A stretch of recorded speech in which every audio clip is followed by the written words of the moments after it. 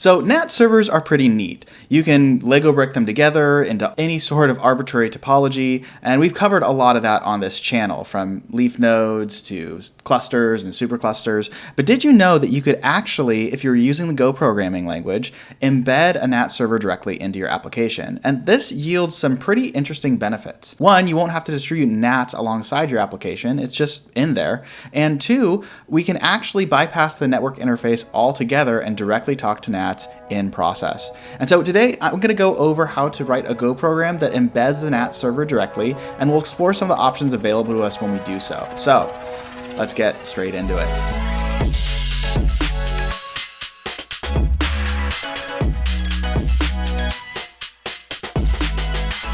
But before you do, be sure to hit that like and subscribe button. If you like content like this, I'd like to produce more of it. So getting more feedback from y'all is going to be really, really helpful to keep working on this channel.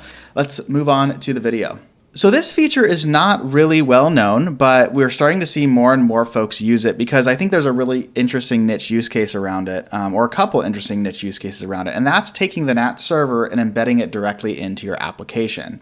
Now, just as a little primer, a typical NATS architecture involves, a client-server architecture where you might have a client inside of your application, a client library that's making a network connection to the NATS server. And these NATS servers could be a single server or a cluster of servers, and they're all coordinating between one another.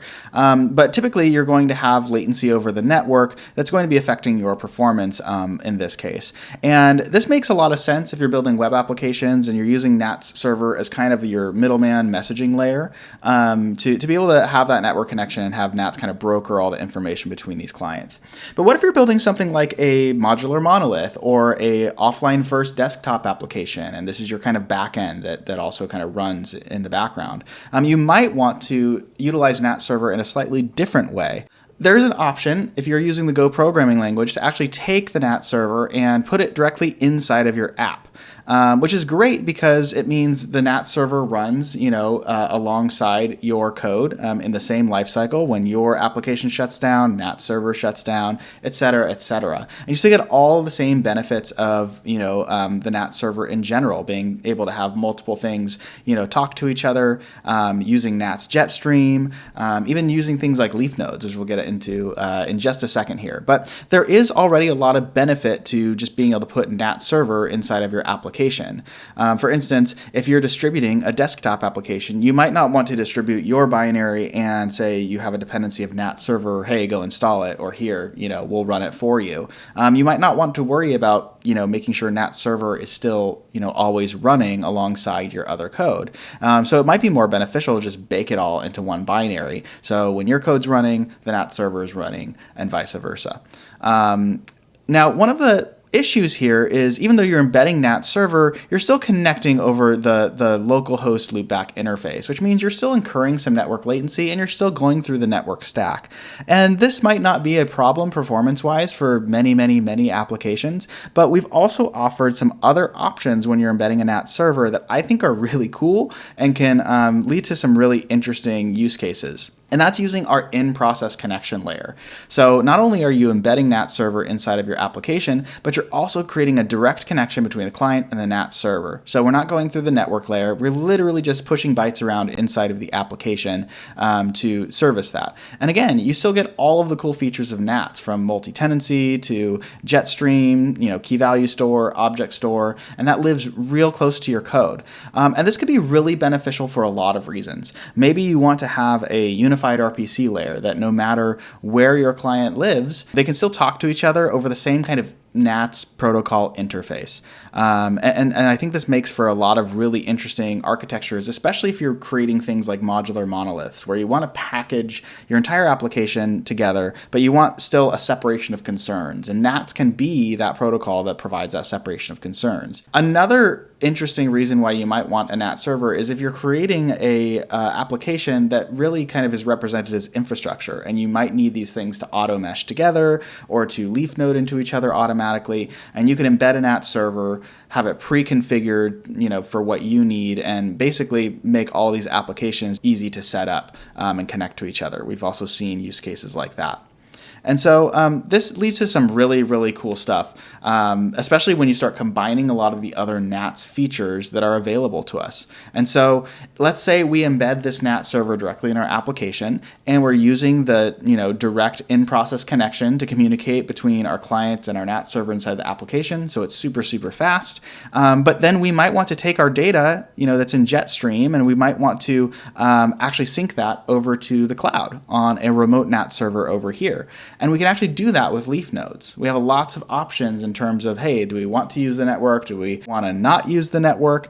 And we can have a lot of control over, how we decide to do that. So what are some other use cases for being able to build applications like this? Well, some of the things that I think about, that come to mind first is offline first applications. Maybe you're building a desktop app and you want to use NATS to kind of, or NATS JetStream to store your data, maybe key value, things like that, and you want to sync it with the cloud. Well, you can do all of that.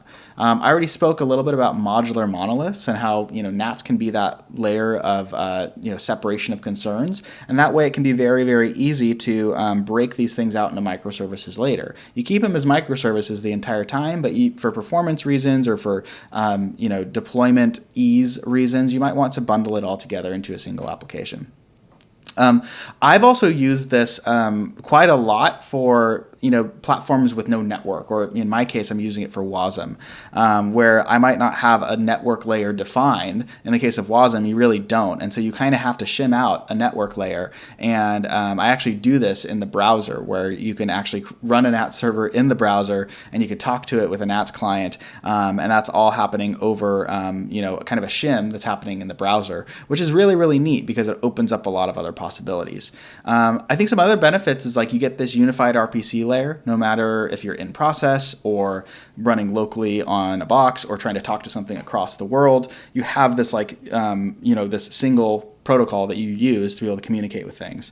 And then, like I said, projects that may be using NATS under the hood, where the end user has no idea about NATS, but these things are using NATS as a backbone to be able to connect to each other and mesh and things like that. And so that's just a quick overview, but I wanted to spend more time actually, diving in and writing the code for this and kind of exploring what it looks like and how easy it is to embed NATS inside of your application. So I've created a little Go project with really nothing in it, but I've imported the Go client library as well as the NATS server. And so we can actually run both of these things inside of our Go application. So now we're going to want to do a little bit of benchmarking at some point here. So I'm going to actually extract running all of this server and client stuff into a function so I can kind of benchmark it later. So I'm going to just create a function called run embedded server. And this is going to return 3 results. It's going to have a NATS connection that it's going to return, which we'll import right here. And then we're going to have a NATS server that we're going to also return. So I'll just say server and an error. And now we need to import this NATS server code, which it's NATS IO, NATS server v2. And this is what you'll be importing with Go mod, and then just the server package. And that's what gives us access to our NATS server. So let's go ahead and I'm going to fix this. Run embedded server. We're missing a D. There we go. So now we can start writing this code to instantiate our server, instantiate our connection to that server, and then we can kind of play with the different performance differences and options that we have available to us. So let's first create a set of options for this server. We just simply go server.ops. And we're going to leave the defaults for now, but sorry, it's options. We're going to leave the defaults for now, but this is what we're going to pass into the server. And you can kind of think about this as like your config file. You can define all of this stuff, as you're instantiating your server, which is nice. Now to create a server, we're just going to say NATS server, and error is server.newServer. And we're going to pass in our options, which is just going to be the default. Let's go ahead and if our error is not nil, we'll return nil, nil, and error. Okay. Now we got to use our NATS server. And so we've created our NATS server, and now we need to fire it up. So the first thing we're going to do is we're going to say ns.start. And this is going to start up our server, but we want to run this in a Go routine because we want to do other things alongside this server. And one of the things we need to do before we connect to this server with our NATS client is we actually need to wait for it to be ready for connections. So a NATS server has kind of a startup phase where it's going to, spin up all of its Go routines and do all of its checks and things like that. And that kind of happens asynchronously, especially when I'm running this inside of a Go routine. So we need to have a way to kind of check whether or not Go is up and ready to run. And the way we do that is with the ready for connections method. So we can say ns.ready for connections. And this returns a Boolean, and we just give it a timeout. So it's going to, block until it's ready for connections, and it's going to time out with a false if it's not able to do it in that time. So we can say like 5 seconds. I think that's probably good for us. And we want to check this. We want to say if we're not ready for connections after 5 seconds, then we can, of course, just return nil, and we'll say errors.new, and we'll just say NATS server timeout. And I think that's fine for now. Okay, so we've started our server, we're checking for connections, and now we can simply create a new client and connect to it, and we'll test this out. So we'll say NATS connection and error equals nats.connect. And since we started this with really no options, all the defaults, this is going to actually connect over the default URL. So we could just say nats.default URL to access our server. Another way we can do this is we could actually just say natserver.client URL, and that's going to give us the URL that we've instantiated the server on, which is great. We'll check for errors. And finally, if that was okay, we'll just kind of return our NATS client, our NATS server, and no for our error. Okay, great. So we've written this function. Now we got to use it inside of our main function. So we'll just say NATS client or NATS connection, NATS server, and error is run embedded server. We'll check if error is not nil. We'll log.fatal with the error, and then we can simply say NATS server .wait for shutdown, and this is going to essentially listen for any sort of like termination signals or anything like that. The NATS server automatically listens for, which is great because it handles all that lifecycle for us.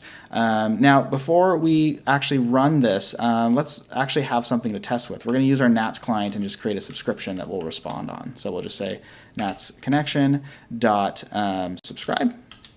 We'll say hello world, and we'll respond with a simple response. We'll just say m.respond with hello there. Okay, so we've responded to this message. So let's go ahead and run this. I'm going to say go run this. And you can see that we have no output here. And the reason is that we can actually have configurable logging for this NATS server. But trust me, silence is golden in this case. Since it didn't crash, we should be able to connect to this. I'm going to go ahead and say NATS context select default to just point the NATS CLI to my default server. And I can say NATS request hello.world hi. And you can see that I get a response, which is great. So I've essentially just created an application that runs the NATS server, but also alongside it has kind of a little microservice or request reply responder. So that's awesome. I'm already getting a lot of benefit out of embedding a NATS server, but I think we could take it a little bit further. So let's go ahead and explore a couple things. First, we'll kind of configure logging so we can actually see the NATS server log output here. We'll also turn on the ability to have in-process connections, and we'll actually benchmark this and see kind of how fast these in-process connections are versus going over the network. And then lastly, let's turn on JetStream and maybe even do a little bit of Leafnode shenanigans here. So going back to our code, we're going to modify this run embedded server signature to have a couple Booleans. We want to have an in-process Boolean, and a enable logging Boolean. And let's start with enable logging because that one's the simplest. To enable logging, we first need a reference to our NATS server, and we can just say if enable logging, we can say NATS server.configure logger. And that's simply going to turn the NATS server logging on. So if we can actually test this, we can say in process is set to false for now, and enable logging is set to true. Go ahead and run this. And you can see that we now have output about the NAT server, which is great. And it also tells us that we're listening on port 4222. So we are indeed going over the network. Okay, great. So now let's implement our second piece, which is the in-process connection. So there's a couple pieces to this, but basically both the client and the server have the ability to kind of shim out the network or provide a different interface for that network connection. So we can bypass the network altogether and really just use kind of an in-memory way of passing data around. So, so the first thing we want to do is, and this is completely optional, but we actually have an option in the NAT server options to say don't listen. And what this is going to do is it's going to, basically, if we set in process to true, it's going to tell the NAT server to not listen on any port. So you're not actually listening over any sort of network interface altogether. Now, you don't have to do this. You can actually have an in-process connection and a network available to you. But just to kind of illustrate what this looks like, if I set don't listen to true, let's go ahead and set this to true over here. And I go ahead and run this. We're actually going to close. And the reason for that is that NATS client tried to connect, it ran into an error, and we did a log.fatal. So we actually crashed the program. But the interesting thing is the server was ready, and it didn't actually have that log line saying that it's going over the network, which is great. So you can actually create this like really closed application and use the NAT server without actually exposing any sort of network interface to it, which I think is really cool. But let's actually, we'll keep this around for now, but what we'll actually do is let's set up that in-process connection so that client can actually successfully connect to the NAT server. And so the way that we do this is we need to pass in a particular client operation or a client option into our connection logic so that the client can know that it needs to connect directly to this NAT server using an in-process connection. So let's go ahead and right above our connect call, we're going to say, we're going to define some client options. And this is just going to be an array of nats.options. All right, and we'll keep it blank for now. But what we want to do is if we set in process to true, then we want to append new client options.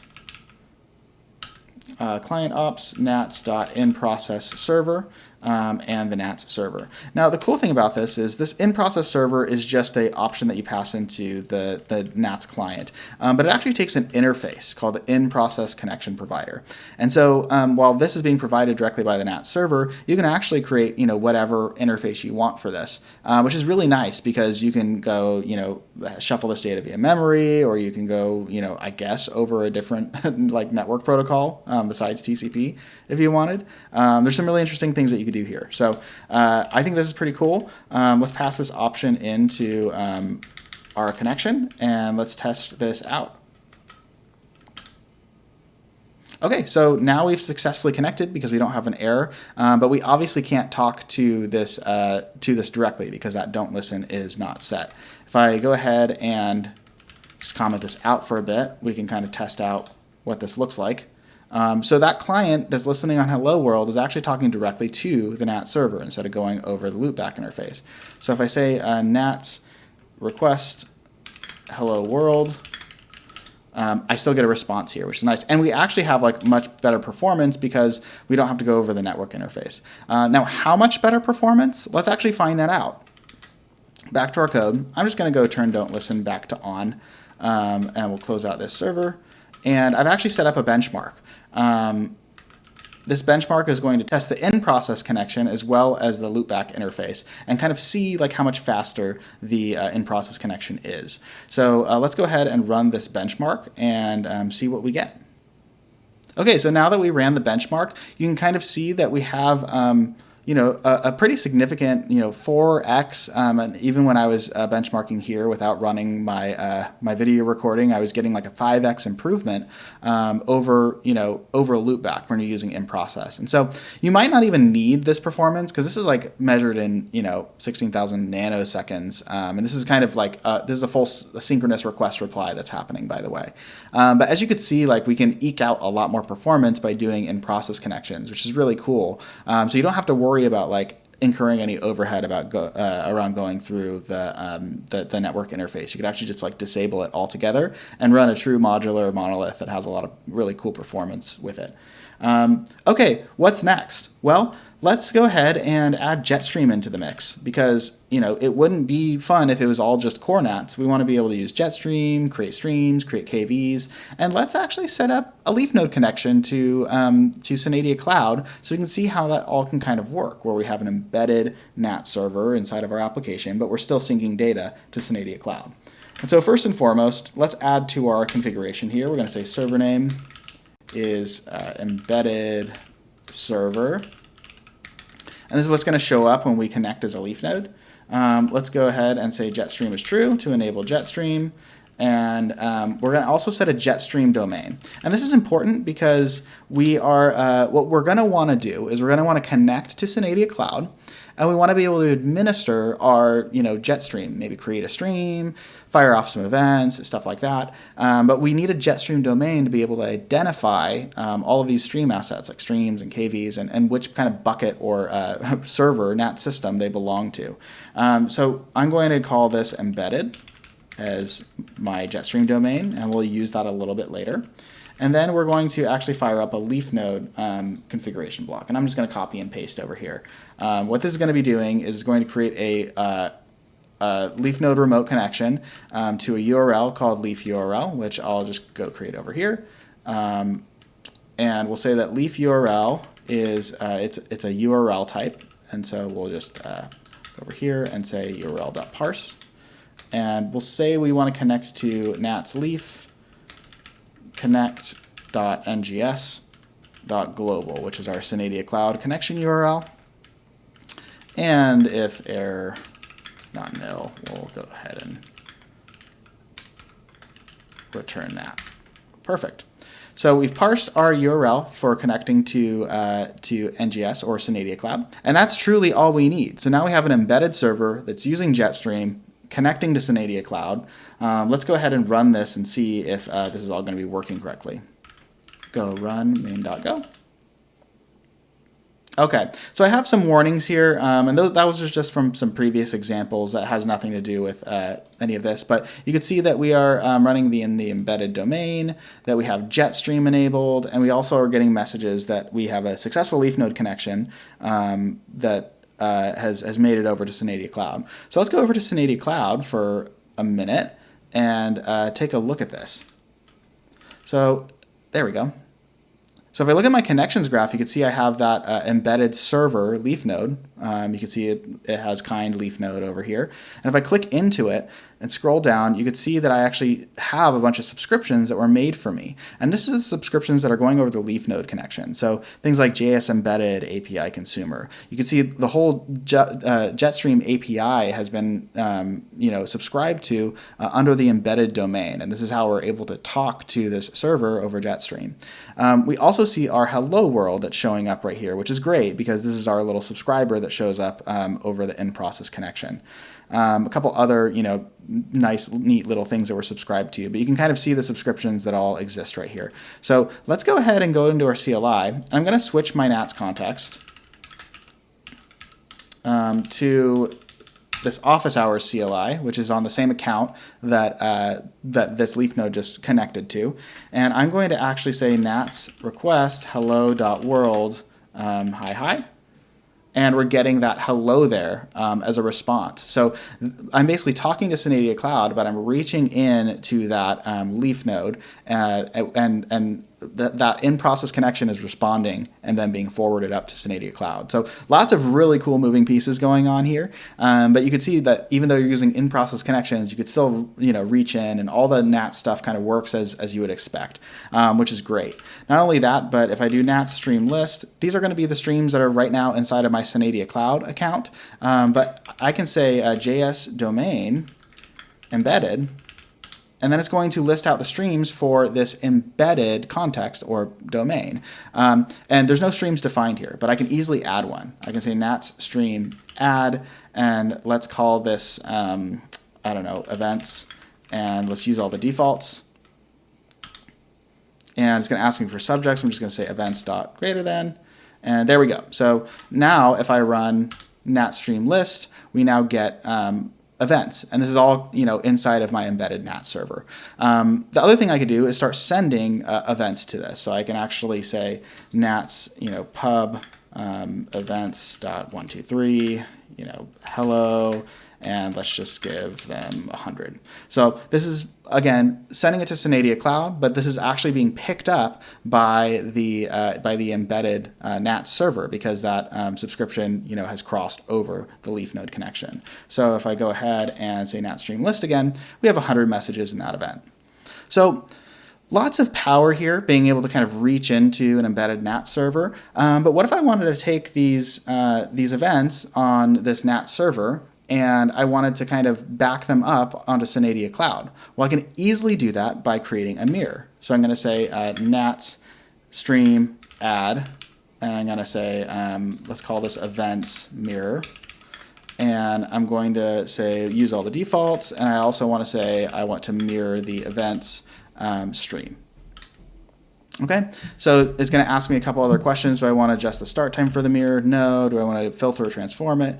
No. Do I want to import it from a different JetStream domain? Yes, I do. What's our foreign JetStream domain? It's embedded. And so what this is going to do is it's going to create a mirror of that embedded events stream. Let's go ahead and check it out. NATS stream list. So we're on Synadia Cloud again, and we can see that events mirror with 100 messages in it. Now, the really cool part about this is we just created essentially an offline first application where they can use the NATS protocol to interact with JetStream, create events, key value stores, things like that. But we can easily back all of these things up to the cloud, and NATS kind of forwards all that data once we get connected again to that cloud. And so lots of really, really cool patterns you can express in a feature like this. And I'm really curious to know how you guys as the community want to use a feature like this, and maybe what other kind of like capabilities you'd like to mix and match while embedding a NATS server. But that kind of brings our demonstration here to a close. Go ahead and jump into the comments below and let me know like what kind of ideas you have or where you'd like to kind of utilize this idea of an embedded NATS server in one of your projects. I'd love to chat more about it. But this is all for our episode. If you do like, seeing more of these, be sure to, again, give us a like and subscribe, and I'll see y'all in the next episode.